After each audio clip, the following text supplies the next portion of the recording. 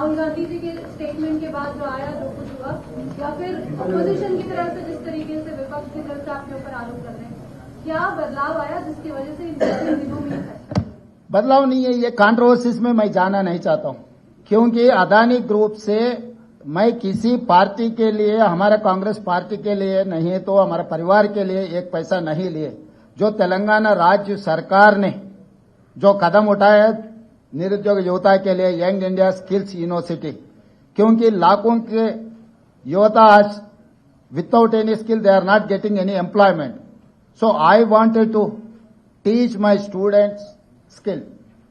उसी के लिए CSR corporate social responsibility funds हम अदानी से 100 crore in principle we have taken a letter. अभी तक एक पैसा भी हमारे तेलंगाना सरकार के खाता में नहीं आया। तो इसीलिए ये कंट्रोवर्सी में बगल के राज्य में कुछ करप्शन, बगल के देश में कुछ करप्शन, ये सब करप्शन के बारे में जब चर्चा हो रहे थे तब तेलंगाना के चर्चा मुझे अच्छा नहीं लगा, क्योंकि हम नियत से सरकार चला रहे, नियत से चलाने के लिए हम लोग कोशिश कर रहे हैं। तो तेलंगाना राज्य के बारे में कोई भी कुछ गलतफहमी से कुछ गलत कहा तो हमारे लिए ठीक नहीं है, क्योंकि कुछ कम 3 लाख करोड़ रुपए बजट है तेलंगाना राज्य के।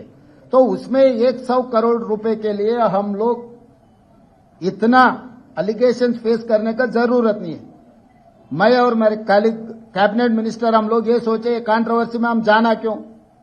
तो कंट्रोवर्सी से दूर रहने के लिए हमारे राज्य सरकार ने ये निर्णय लिया हुआ है। हमारे ऊपर कोई किसी ने दबावट करने वाले नहीं है, किसी ने दबावट किए तो हम लोग सुनने वाला भी नहीं है। मेरे डेफिनेटली नुकसान है, मगर कंट्रोवर्सी से ज्यादा नुकसान नहीं है। तेलंगाना राज्य के जितना कंट्रोवर्सी में जा रहा है वो सबसे ज्यादा नुकसान है। इमेज ही सब कुछ है। तो हमारा इमेज खराब होने के लिए हम एक पैसा का भी हम लोग मौका देने के लिए तैयार नहीं है तेलंगाना राज्य सरकार ने। इसीलिए हम 100 करोड़ रुपए बदली नहीं करने के लिए हम खत लिखा हुआ है अदानी ग्रुप के लिए। आपके नेता राहुल गांधी 10 साल से अदानी पे सवाल उठाते रहे, उसके बाद भी आपने सरकार में आने के बाद एडमिशन किया।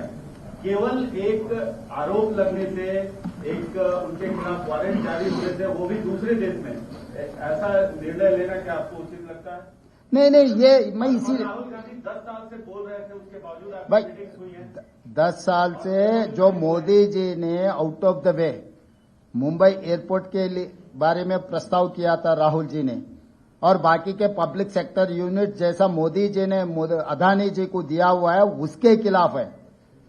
लेवल प्लेइंग फील्ड इक्वल दे तो कोई अदानी, अंबानी या टाटा, बिरला किसी के लिए कांग्रेस पार्टी खिलाफ नहीं है।